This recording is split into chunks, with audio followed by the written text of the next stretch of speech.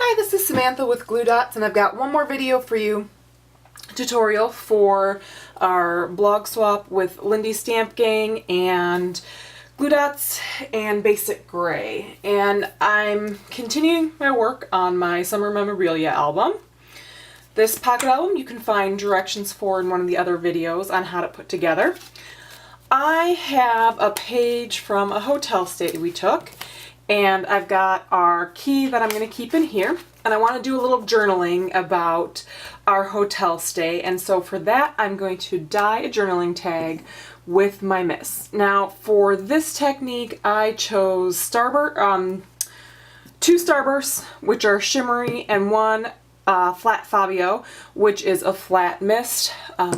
Mixing them together, they're going to end up being all shimmery. The shimmer from this will transfer over to the flat. These were just the colors I wanted. And the colors I have are Rizzo's Rowdy Red, Grab a Guy Gold, and Opal Sea Oats. Now I have these all mixed. Remember, the Lindy Stamp Gang mists come to you with the powders inside here dry, so you have to add water. The best part about that is you get to save on some of the shipping costs. There's some other advantages to that too. If you haven't seen it, check the video I did on painting chipboard with just the powder part of their mist for another way to use that. Now, misting gets messy, so I'm going to take my album and put it off to the side. But what I'm going to do is take my kind of plain vanilla tag here and turn it into something a little fun with my mist. So I'm going to give them each a shake. Make sure you give them a shake and get all that good shiny stuff off the bottom, all your pigments, all your micas, the part that makes them shimmery off the bottom of your bottles here. Now I chose these colors because they match really well with the Basic Gray carte postale paper that I'm using, and the page that I'm doing has some red in the photo and lots of oranges. And so I kind of went with those. I want a little bit of red because I want to journal over this, so I don't want too much red in mine. I'm going to do a little more with this sort of goldy color and this sort of greenish gold, this opal-y color. Alright, so I've got them shaken up now. And I'm going to spray directly on a craft mat here. And you can see I did two of those. It's 1 part red because, like I said, I want less of the red and more of the other colors. Now what I'm going to do once I spray these on my mat is I actually want them even more wet than with just the mist. I want more water added to it. I want more mixing and blending done with it, and I want it to be more of a watercolor. So I've got a mister here that just has water in it. And I'm going to mist with some water, kind of get those to blend together and run together. And then I'm going to take my tag that I've got, and I'm just going to pull it through what I've done there.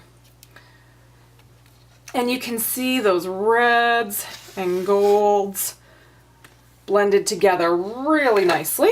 And I'm just going to wipe my mat here so you can see what I've got. And then to dry it, you can either wait to let it dry, or you can grab your heat gun.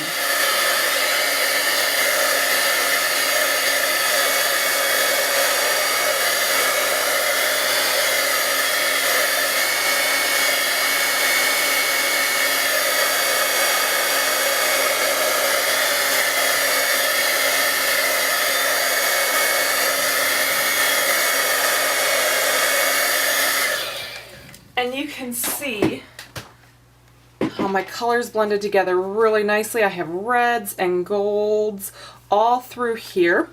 And what I'm going to do now, what I'm going to do now is let this dry even more, even though I took a heat gun to it. Since I'm going to be journaling on this with a pen or a marker, I'm going to let it dry all the way, and I'm going to do some journaling on it, and I'll come back when I'm done with that and let you see what it looks like all together, and then how we get that attached to our journal. Alright, so now I have my tag and it's dry, and I've done a little journaling on it. I just used a regular old marker, fine tip marker, to do my journaling on it. And I have that done, and you can see after we got it wet with the mist, it's a bit warped. It's not going to lay flat really nicely. You can take an iron to this, and that usually flattens it out pretty well, but I'm kind of lazy, and I love my craft glue dots for a job like this.